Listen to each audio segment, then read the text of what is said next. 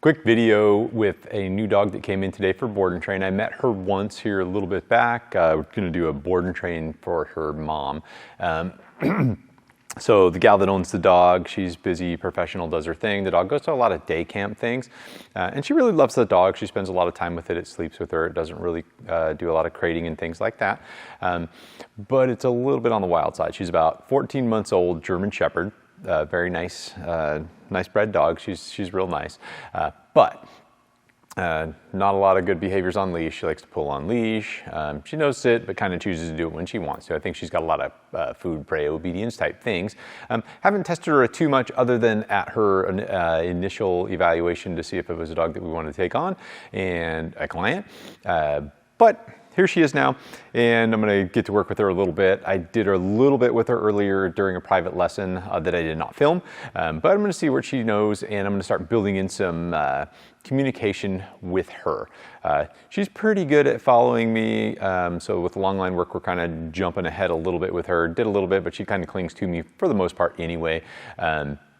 And I'm gonna kind of jump into like our lesson 2 work or our leash and collar work, because I have a short time to do this with this dog. I have her for 3 weeks, and I wanna get her as good as I can for mom, because mom wants to be able to take her on walks and not have her blowing up at dogs and not dragging her down the street on the leash.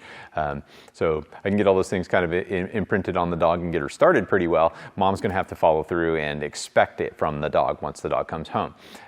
For me, I'm not a big fan of like control collars and things like that for these base behaviors. I'd rather just show and teach the dog. So I'm going to show her the basic hand mechanics of what the hands mean on the leash. They all mean a specific thing. So there's a sit command, there's a down command, there's a hey, we're slowing down command. There's a whole bunch of different things that should mean something to the dog. And this is something we teach every student, and the students that get it, their dogs get it. So I'm going to do some of that with Lucy. I'll get started with it, and that's what will be in this basic video. All right, Lucy, heel. So mostly I'm just gonna do a little straight line work with her. And I'm gonna start with this left hand. It's gonna slide down. That's gonna be the brake light. As we're stopping, I'm just gonna let my right hand grab hold of the leash. I'm just gonna place her into sit. Good girl. So eventually, she walks off from me. I'm just gonna turn and leave. Good. That brake light's gonna come down. I want her to start understanding and recognizing that that means slow down with me. Brake light's on, right hand's on. That eventually will become a two-handed sit presentation. So when the dog sees this, eventually she will know this means SIT. I'm not jerking or placing her into a sit. I'm just jerking her into a sit or correcting her for not sitting. I'm just showing her that, hey, every time I stop, let's have a seat. So this is like our lesson 2 work. That's something we build in. Lucy, heel. Good. Brake lights on, right hand's on, two-handed sit presentation. She doesn't know it yet, so I'm showing her. Good. Nice job, Lucy. Lucy, heel. Good.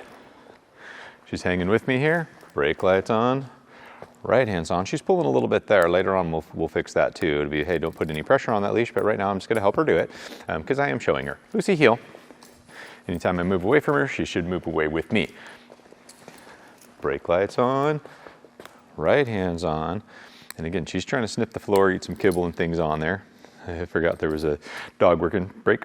There was a dog working for some food out here, so there's some leftover. She wants to check that out. Is that pretty good, Lucy? German Shepherds will eat anything.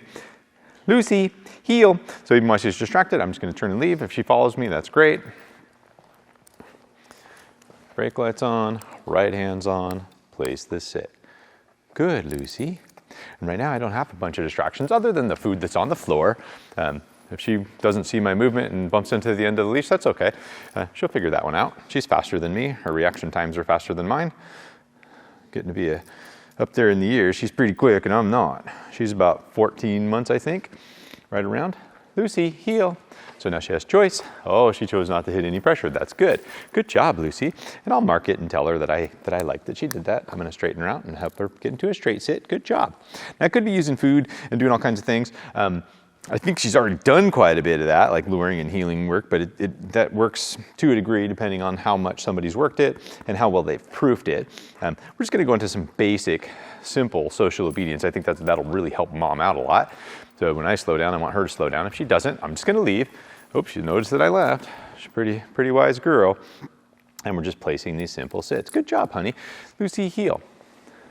So again, that sit command, the non-verbal sit command, dogs are very nonverbal creatures, they don't understand our language, is this. This is what it'll look like. And right now I'm just helping her. I'm showing her this beforehand. It'll become predictive at some point.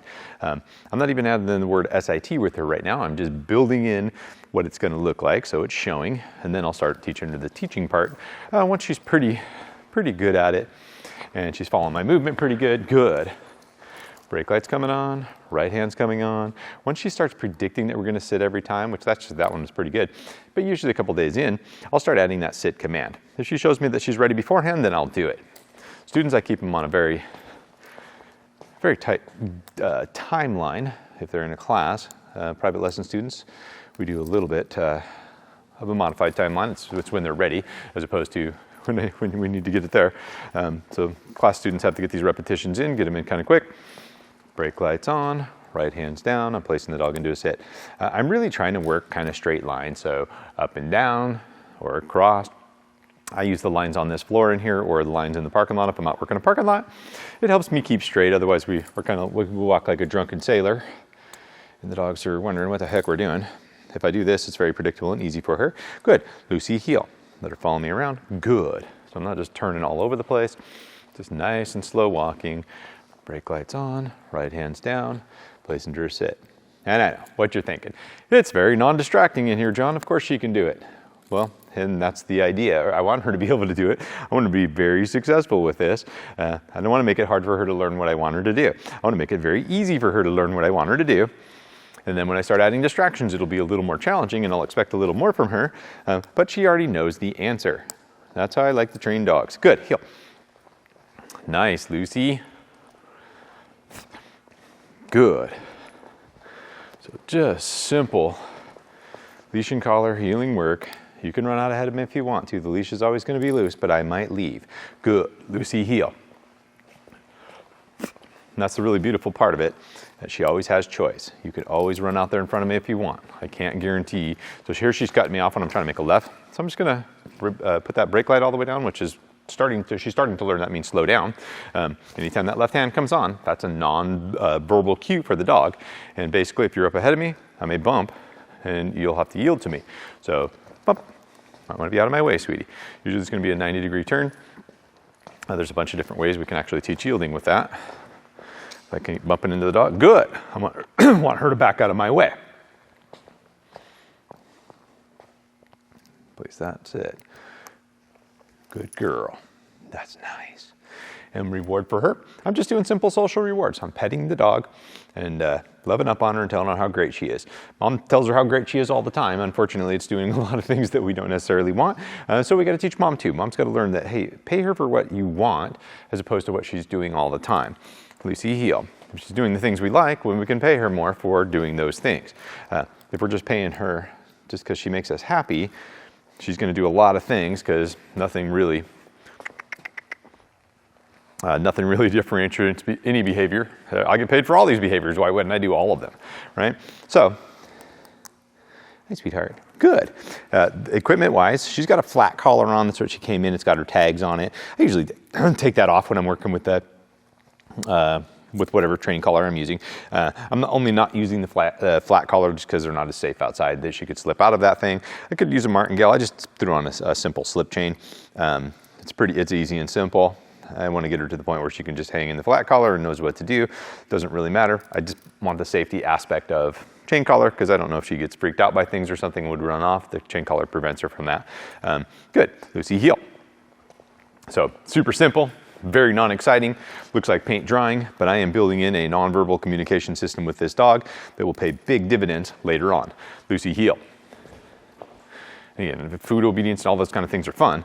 This is my social obedience stuff. I want her to be able to read me and be my partner. It's like my dance partner, good girl. Lucy, heel. I don't want to start with a bunch of corrections or anything else like that. I don't want her avoiding being where I want her. This is where I want her. This is called Pleasant Haven over here.